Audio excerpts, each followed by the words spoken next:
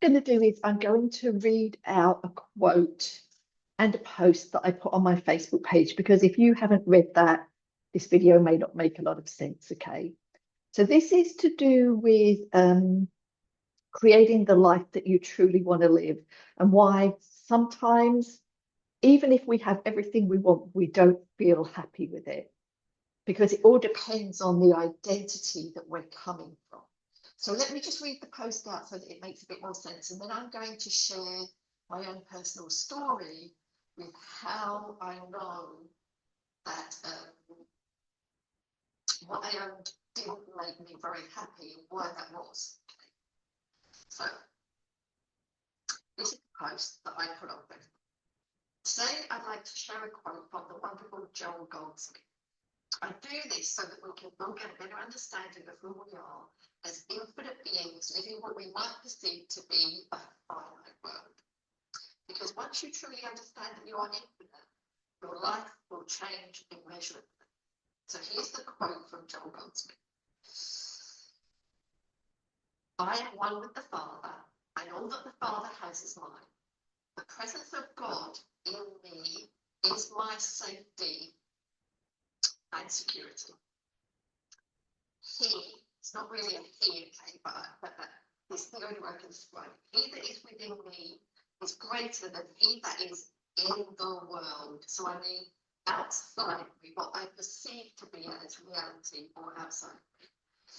He that is within me will go before me to make the crooked places straight. He that is within me will go to prepare mansions for me. So what does this mean? Let's break it down a bit, okay? I am one with the Father, and all that the Father has is mine. So this really is the end of lack. It means nothing real is outside of you, in what we call my life or my world. Supply, love, wisdom, peace, health, none of it is withheld because your source is not external. Your source is not in your job. It's not in how much you exercise. It's not in your relationships. The source is within you. We'll go into this a little more. So in Neville Goddard's language, this is the recognition that your own wonderful human imagination is one with God.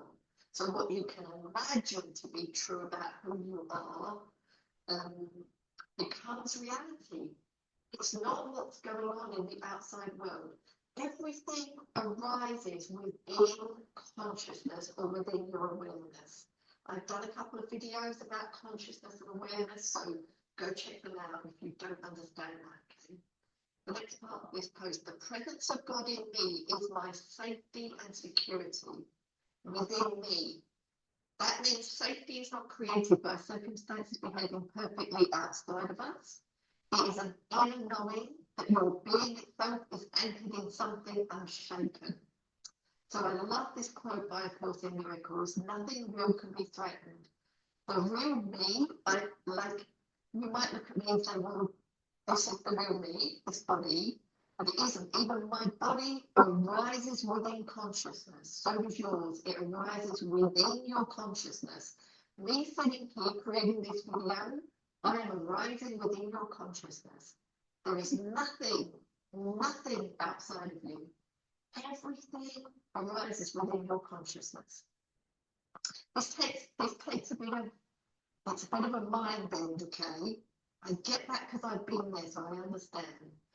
He that is within me is greater than he that is in the world. So this is really powerful because it means no appearance, so nothing outside of you, no message, nothing that anybody tells you about yourself, no delay, no pattern, no financial picture, no body, no reflection, no story, no greater authority. So no story, nothing outside of you has greater authority than the consciousness that you occupy. So what does that mean? What I believe about myself, who I tell myself I am, is creating my reality. If somebody comes along and says to me, you're stupid, Tracy, and I believe that to be true, it's part of my identity. So it starts creating my reality. But no one outside of you has the power to tell you who you are. Nobody, nothing has that power. It's an inner authority. He that is within me will go before me to make the crooked places straight. So what does that mean? In terms of what we experience in life, before you even arrive somewhere, consciousness has already moved ahead of you. The inner state, the identity that I hold, what I believe is true about me, precedes the outer arrangement. So I shift into the identity of who I am. I know for sure that God, source, the one, the universe, whatever you want to call it, energy, infinite energy, is within me. There is nothing that is not within me. Not this body, within my consciousness.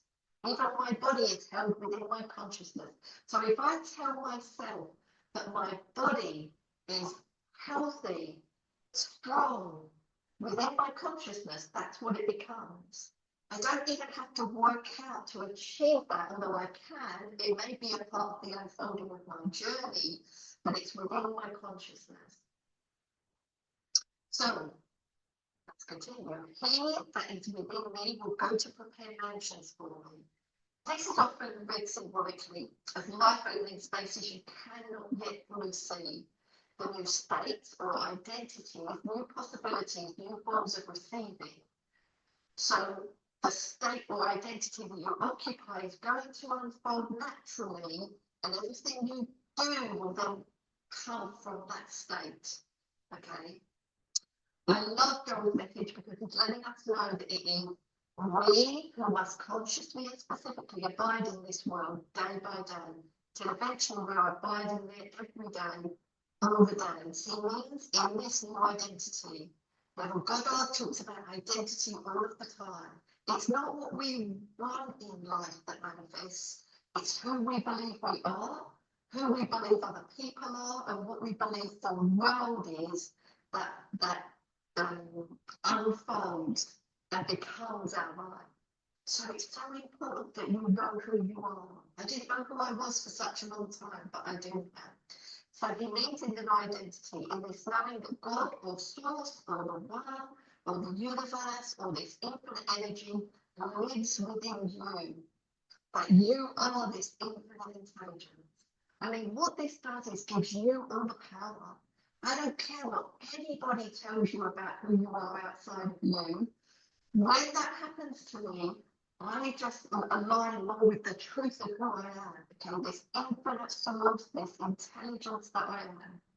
In other words, it becomes a matter of praying without ceasing, but without ever once asking God for anything. God is infinite intelligence and knows our need. God is divine love and will never withhold anything. Whenever our prayer should never be an asking or demanding of God, our prayers must always be an acknowledgement of God, an acknowledgement that power, because we're not talking about God of being, someone that is judging us. We're talking about a power that resides within us, an acknowledgement that He is closer to us than breathing. This power within us, this life, this energy, is closer to us than breathing is. I mean, you could say the breath is the power also. And acknowledgement of eternal life, because we are eternal, okay? That He is the mind, intelligence, and wisdom of our being. That He is our bread and meat and wine. So I love this teaching because there was a time in my life when I didn't understand this way of living at all. I had no idea of who I was. A lot of people don't, and that's why I'm here sharing my message, okay? To help you live in this beautiful way that is nothing to do with what we've been taught about who we are, nothing to do with anybody else ever telling you this is who you are, because we've been very conditioned in life, okay? So looking back now, I can clearly see why I wasn't happy and fulfilled no matter what I owned, because I was living in fear of loss. We have been conditioned to believe that we are small, that we are like the drop in the ocean and not the entire ocean. So when we don't yet understand who we are, it's so easy to let fear, old stories and appearances shape how we interpret life. Okay, that was the post that I put on Facebook. If you haven't connected with me on Facebook, please do, because I'm posting stories about who you are all of the time, because I truly want you to live the way that I do, because it's really inspiring.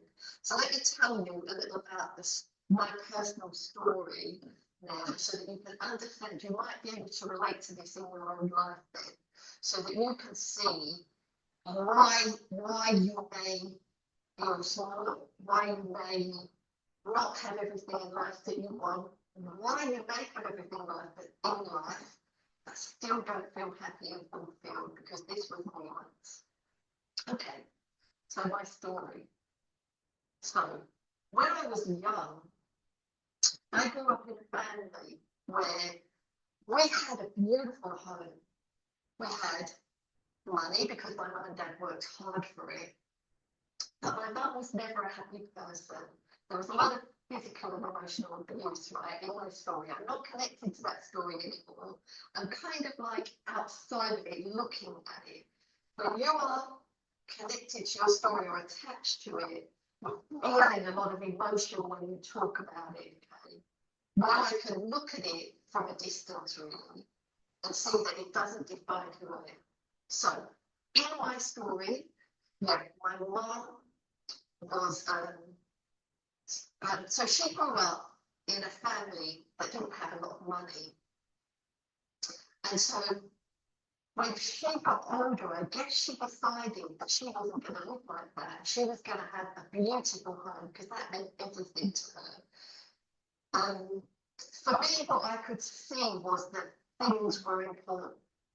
Because when I was a child, if I broke anything, I would be in big trouble. And I mean punished severely for breaking something. So I didn't feel safe.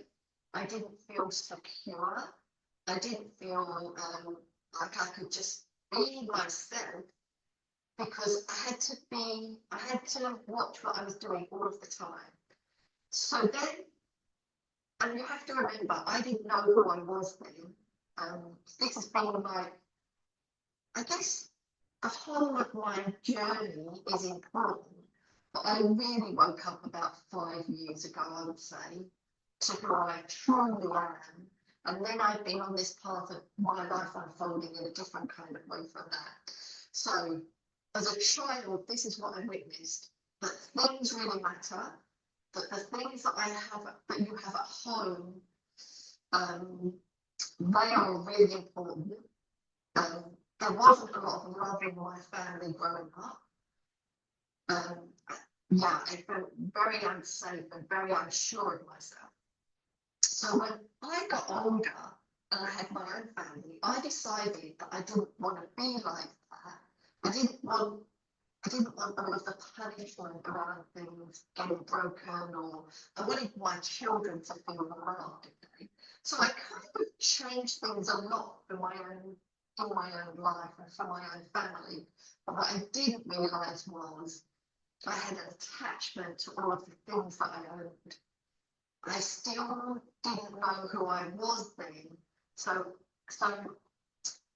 if I had to give something to somebody, say a large sum of money, I would be in fear of giving that money away. I was living with a lot of lack and limitation. So when John Goldsmith is talking about nothing in your external experience or in your life, if you're attached to those things and then you no longer have them, you're going to suffer internally. Because giving away a huge amount of money to me or losing it, I've lost money before too, in investments that I've put in.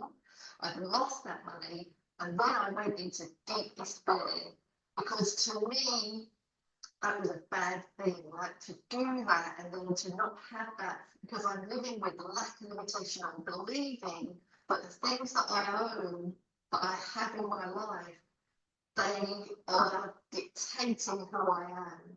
So when they're gone, oh my gosh, the pain that comes from feeling the lack of that thing, not knowing who I truly am, and that I'm an infinite being, and that my source, my material wealth doesn't come from the outside.